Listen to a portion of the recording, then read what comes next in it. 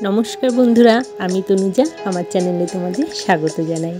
আজকে শুক্রবার, দেখো সকাল থেকেই মেঘলা ওয়েদার।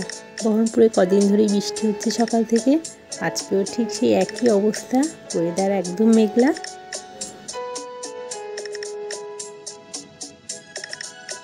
আজকে একটা নীলকণ্ঠ ফুল ফুটেছে, অন্যান্য দিন অনেক ফোটে, আজকে একটাই ফুটেছে। নীলকণ্ঠ গাছটা ছাদে ছিল, এত রোদ হতো যে উপর থেকে নিচে নামিয়ে নিয়ে এসেছি, কিন্তু গ্রিলটাকে এমনভাবে লতিয়ে ধরেছে এটাকে আর ছাদে নেওয়া হয়নি।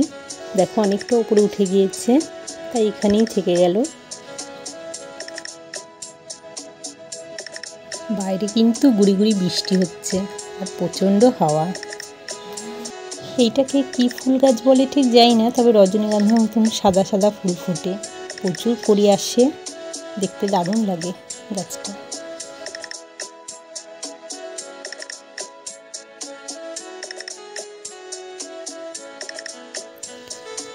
দেখো আমার বাড়িতে প্রচুর অ্যালোভেরা গাছ আছে। অ্যালোভেরা গাছটা এতটাই বড় হয়েছে, আমি একজনের ফেসবুকে দেখেছিলাম যে অ্যালোভেরা গাছের কুড়ি এসেছে, ফুলও ফুটেছে।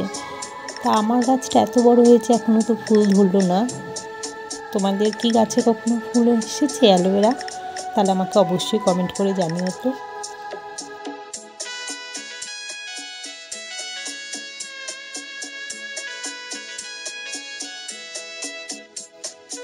বাইরে বৃষ্টি হচ্ছে, তাই জন্য সকাল সকাল আমি কটা লুচি বানিয়ে নিলাম, আর এই লুচিটা আমি চায়ের সাথে খাবো।